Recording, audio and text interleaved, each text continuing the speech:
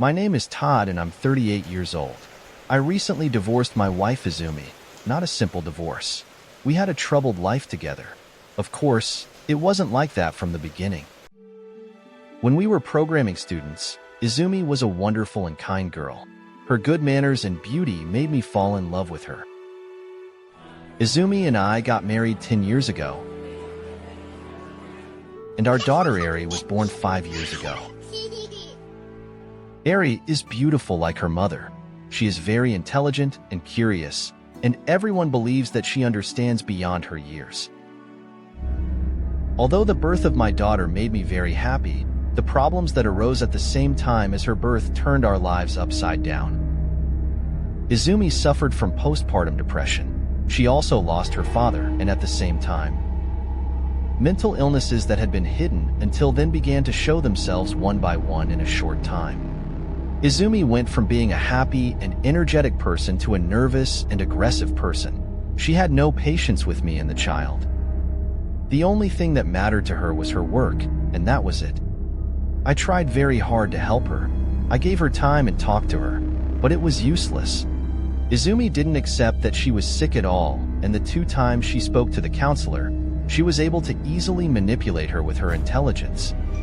Recently, I found out that she was mistreating Eri and punishing her. I thought about embedding a camera in the house, and those footages helped me get custody of the child.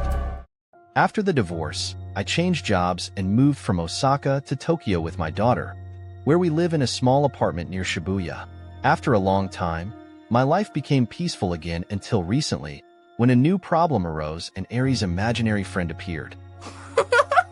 You might think that having an imaginary friend is normal for a 5-year-old girl. I thought so too. But it wasn't just a childish fantasy or imagination. Let me explain. Eri gradually changed after moving to Tokyo. Her tastes, behaviors, and interests were different from before. For example, she used to not like matcha at all. I once asked her, "You didn't like matcha before. Why did you suddenly fall in love with eating matcha?" Eri replied, I don't want it for myself, I want it for my friend. She's very hungry. She likes matcha. Thinking that this was also part of her game, I told her, "Okay, but remember not to drop the matcha pieces on the floor." Eri replied, Hannah eats it all. She's very hungry. "Hannah?" My friend's name is Hannah.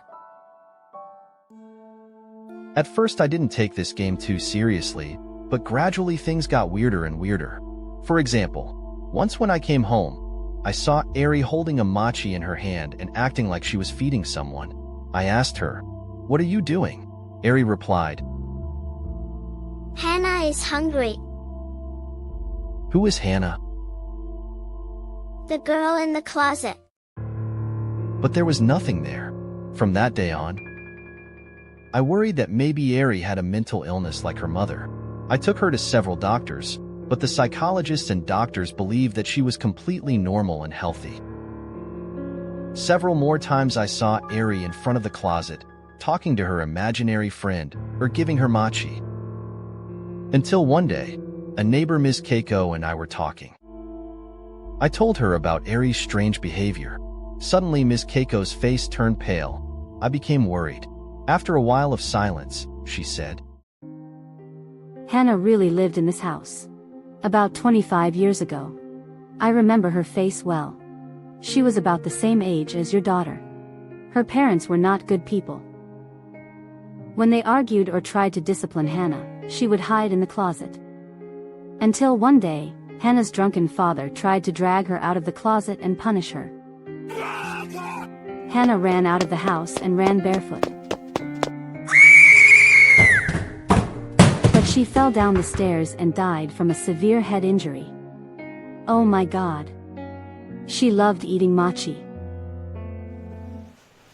After I found out the secret of that apartment, I immediately rented another place.